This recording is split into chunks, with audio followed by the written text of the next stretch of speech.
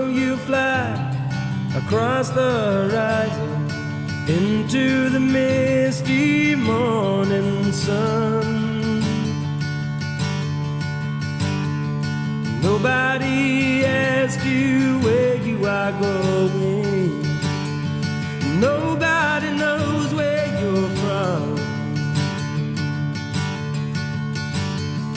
Here is a man asking the question, is this really the end of the world?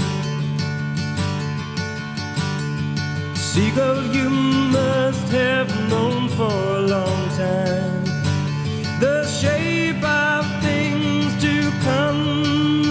Now you fly through the sky, never asking why, and you fly all around till somebody shoots you down.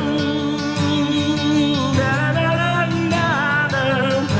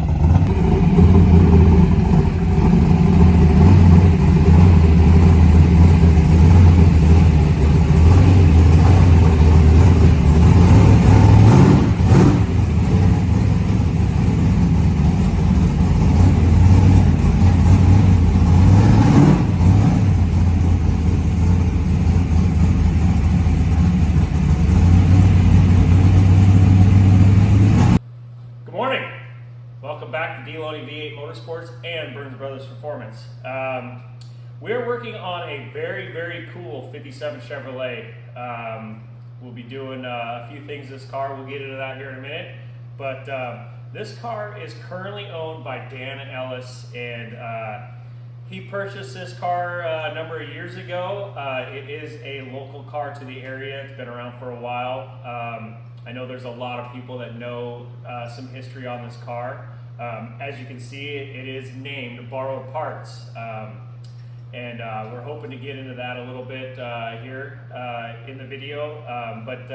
Yeah, we're going to be doing some work to it. I'm going to go through a little bit what we're doing, and then we're going to get Dave down here in a couple days, and he's going to do his professional video skills. This is amateur hour right now, but we'll show you what we're going to do, and we're going to have a little fun with this one. We're getting a track ready for Dan, so really looking forward to seeing this car out on the track and doing what it's supposed to do. So stay tuned. All right, so here we go. This is the list of what Dan wants me to do to this car. There might be a couple little things here and there that we'll add into it. But for the most part, this is what we're doing.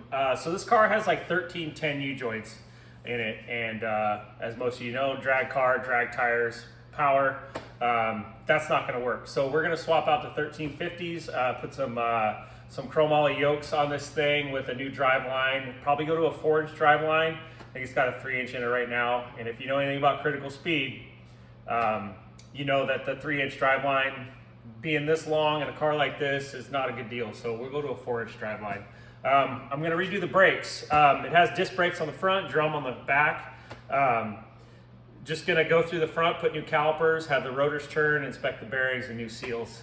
Front suspension rebuild. Somebody's already put new bushings in the control arms, and apparently from the information I got from Dan, Kerry Vanderbeck did some work on this thing where he relocated the lower control arm mounts where it mounts to the frame to change the caster angle.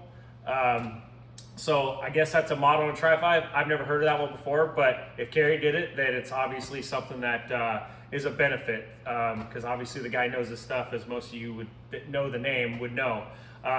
So that's an interesting one. I'm actually going to look into that because I'm curious if I ever do another Tri-5, what that mod does and how easy it is to accomplish. So we'll take a look at that. Swap primary fuel line. One fuel line, he bought brand new fittings. Dan bought brand new fittings and lines, and right out of the box, one fitting is bad. That's kind of the risk you take these days with parts. You kind of never know what you're going to get. But anyways, there's really simple, just swap it out a fuel line fitting and put a new fuel line on it. Adjust the driver's door. Over time, it does have glass doors on it. Over time, the driver's side door is sagging a little bit, and it just needs to be adjusted. No big deal, super simple on that one. Swap tires. We are getting this thing track ready, so these tires are definitely old. It has some old Morosos on the front that they don't even make anymore, and some old Goodyears on the back that definitely have some cracks. So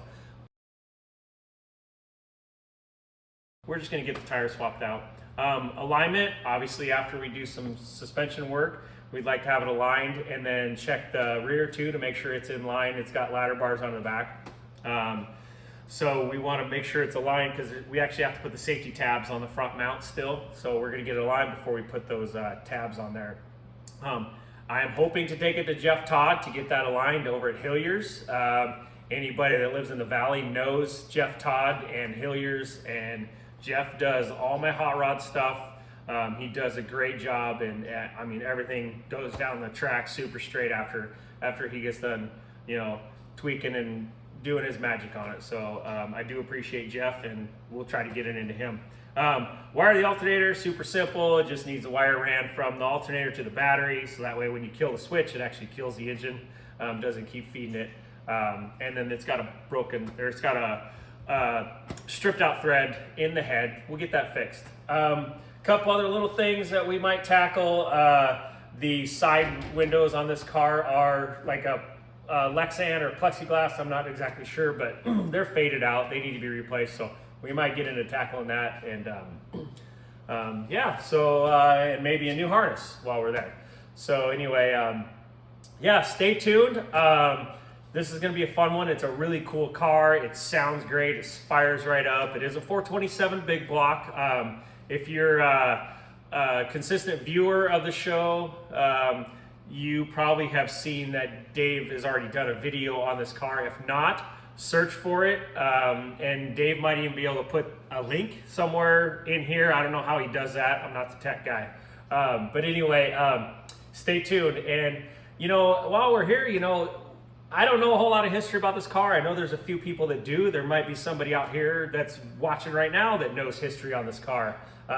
If you know who raced this car, how many years it's been a race car, that type of thing, we'd love to hear you comment your comments on it, and see what you have to say. I'd love to know how long it's been a race car, because you can tell it's been a while. So that would be fun information to know. And who raced it, and maybe if you've raced against it and maybe lost to it, that'd be kind of cool to hear. So I know a lot of people have fond memories of Tri-5s throughout the years. They've owned them. I've owned a few. Dave, Brett, all my buddies, seems like everybody's owned a Tri-5. So yeah, throw that in the comments too. What kind of Tri-5 did you have? Did you race it? Was it a show car? That type of thing. Don't forget to share, like, subscribe, do all the stuff, and we do appreciate you watching. Stay tuned. Hey, don't worry, you and me. It'll get you and me. Don't open it. I'll do a simulator. Yeah, don't open it. We've been friends for Oh yeah, 45 Dan will years. just make it look like it's How many happening. years? 45 years. Am I in the picture? Oh yeah. Cheers. All right, welcome back to D188 Motorsports. We've already done the whole intro thing, so we just wanted to say Merry Christmas to everybody. Cheers. Christmas. Cheers. Merry Christmas. Happy New Year coming up. Anybody? Blah, blah, blah, Blah, blah, blah. Words, happy stuff. We don't have anything that rhymes with Saturday, but it's Saturday. Fun day. We're working on the borrowed parts 57 Chevy, working on it. Yeah. So everybody have a good Christmas. Thanks for a great year. Cheers. Happy holidays. Woo! All right, we're gonna get a shot of the undercarriage of this 57 Chevy, the borrowed parts 57. You can see the outriggers on the frame. They braced it the body there for the cage. Roll cage comes through on the other side. You can see the dusty, rusty, old 1957 Chevy frame. Pretty cool. And then you can see a cutout right here. The Tri-5 guys will know they actually cut out into the frame and they put the springs inside the frame to give you a little bit more tire clearance. And so you got to rework the rear mounts when you do that. And then this thing also has kind of old school, it's an old school setup, ladder bars and sliders on the leaf springs. Those leaf springs hold the car up like any other leaf spring, but they'll actually move, slide back and forth. The arc of the rear end as the suspension moves up and down changes, and those sliders let it move back and forth. Old school drag guys will know, they've seen them before probably. Get around to the back side and look at this rear end. So this is a 9-inch Ford rear end. It's got a big old back brace welded on there by none other than Guy Mitchell. Guy Mitchell is a local legend. We just lost him recently, and he is very loved and he will be very missed around these parts. And then look at the aluminum trunk floor. We'll see that from the other side as well as you hear the beers opening up in the background. I'll get one of those here in a minute. And then look at the fuel system. Old school Fram fuel filter and Holley pump. Air quotes, fuel system. Pretty cool old Tri-5. This thing is gonna hit the track this year. You'll see it at Woodburn Drag Strip. It'll be back. Another look at the undercarriage here from the inside. You can see the business end of the exhaust, and this thing does sound good. George has it all torn apart. You can see some of the marks from the welding on the rear end. It's gonna be all sealed up and freshened up back here. Same gear ratio. I think it's a 457, that's what he was saying. And then there's the air quotes fuel system. Take it from the top. So, you said Kerry Vanderbeck did this, yeah, right? so as I mentioned earlier, Kerry Vanderbeck did a suspension mod on this thing where he moved the lower control arm. And if you can see right there, that's where the old bolt used to be. So he essentially dropped the front of the control arm, bringing the control arm forward at the outside point here, and then that changes your caster angle, which makes perfect sense. I never knew about it. And I'm guessing that it definitely helps in the high speed stability of this thing. And then I guess the newer control arms have that built into them, but this is kind of the old school way to go, which I think it's kind of cool. So learn something new every day. And you put ball joints, tie rod ends, you're still wrapping it up. Yeah, I did upper lower ball joints. I actually had to change the spindles because they were pretty beat up from the old ball bearing wheel bearings. And then I did inner and outer tie rod ends. I've got a bearing kit coming for the idler arm to get rid of the bushings. But yeah, the front end's pretty close to being buttoned up. I'm gonna get the rotors turned and we'll pack the wheel bearings and put the new calipers on it and then go through the back brakes. Right on. This thing has a tilt glass front end, but it's 57 Chevy. You gotta keep it classy. I had to readjust this thing the other day. The back dogs were catching before the front ones. Oh, yeah. I have to go check all of mine before I let go of it because they don't snap it. Okay, here is the deck lid, the glass deck lid. Okay, it's a glass deck lid. Okay, that's not interesting. But the latching mechanism. Yes, folks. That's shrink tube, something else here, a couple of little pins. That's a lightweight setup on the borrowed parts 57 Chevy. Thanks, Dan.